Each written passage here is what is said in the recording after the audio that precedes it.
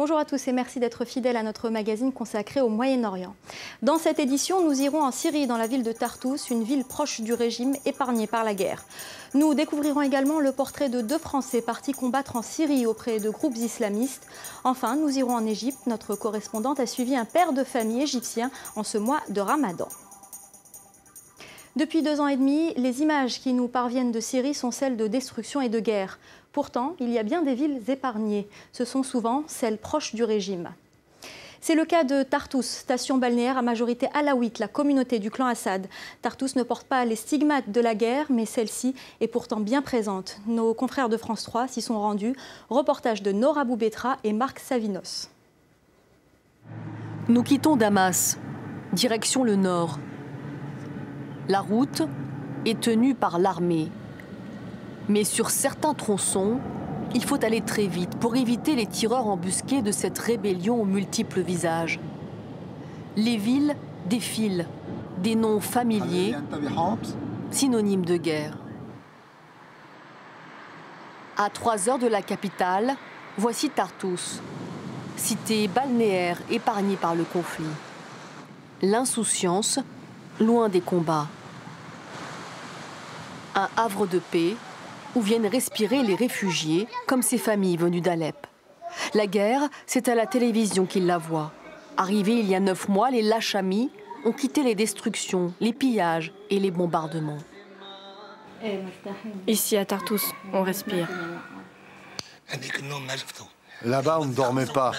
Moi, je pesais 85 kilos et maintenant, je pèse 60 kilos à peine. Pourquoi? Parce qu'on ne mangeait plus. On manquait de tout. Et avec ces tirs, on avait peur. C'est une ville sans checkpoint.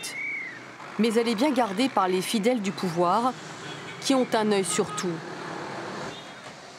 Nous sommes en pays alaouite. Ici, 75% de la population fait partie de cette minorité dont est issue la famille Al-Assad. Pas de combat, mais la guerre est partout. Il y a même un mur des martyrs dédié aux soldats de l'armée régulière. Son frère est mort à Homs. Mon frère est mort en martyr. Et on espère tous mourir en martyr comme lui. On est prêt à aller à la guerre pour la Syrie. Direction les montagnes côtières, fief historique des Alaouites. Dans cette guerre, ils payent un lourd tribut car ils ont toujours été privilégiés par les Assad pour travailler dans l'armée et la fonction publique. Mohamed Mahmoud Hassan a perdu ses 2 fils il y a quelques mois.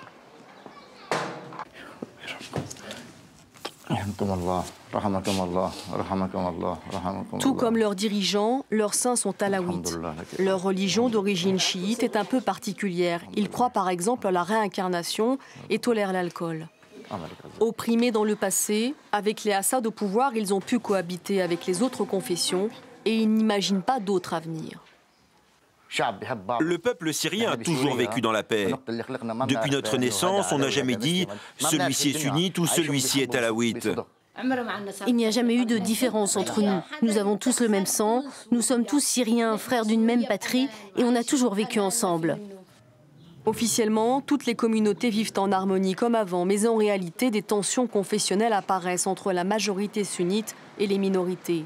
Une mauvaise nouvelle pour l'État qui a tout intérêt à préserver l'unité nationale.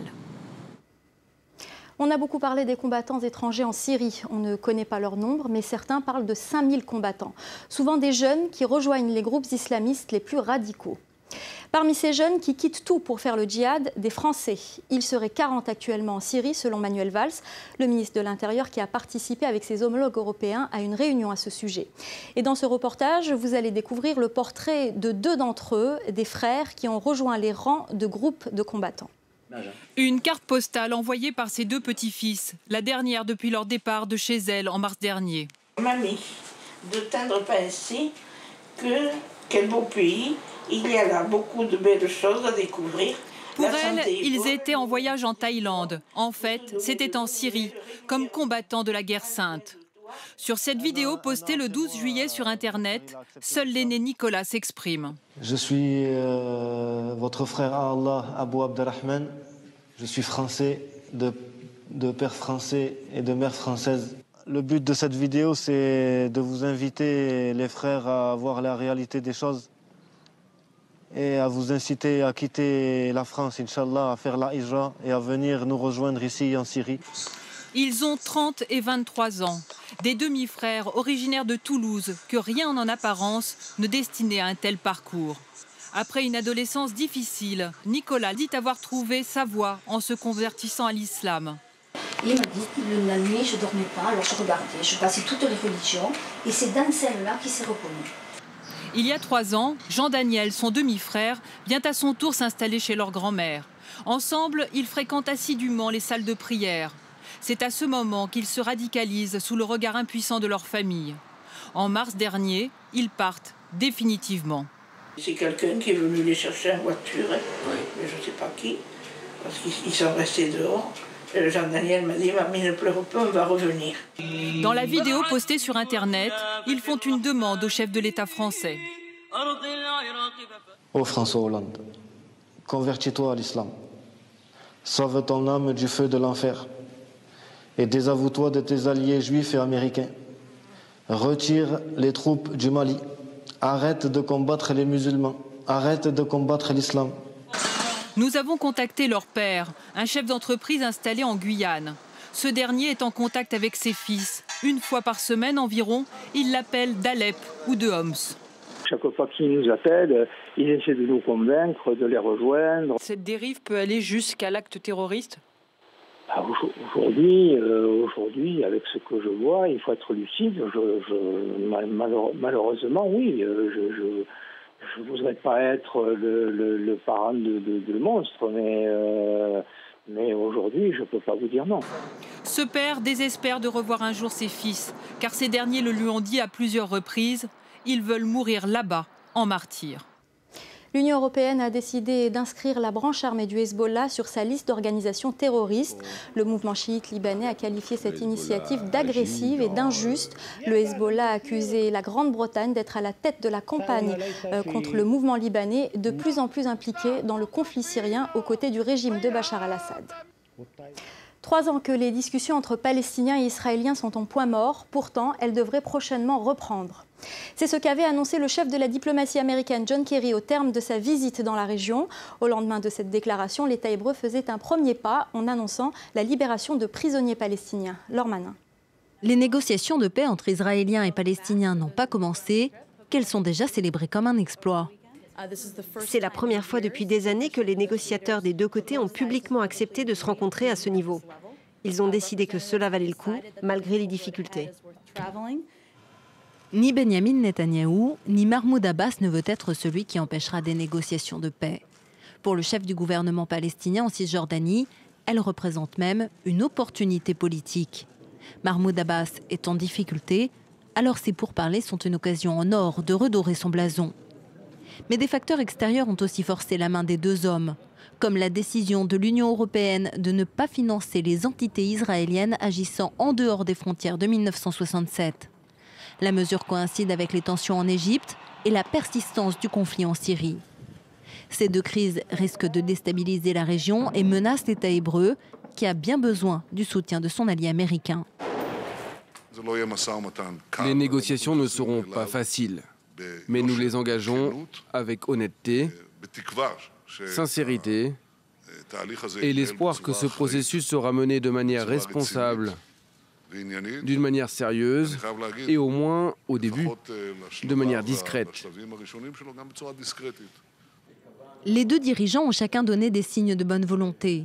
Benyamin Netanyahou a annoncé qu'Israël allait libérer des prisonniers politiques palestiniens de longue date et freiner la colonisation. De son côté, Mahmoud Abbas a renoncé à exiger un gel officiel des constructions dans les colonies israéliennes. Il ne demandera pas non plus, en septembre, la reconnaissance de plein droit de l'État palestinien à l'ONU.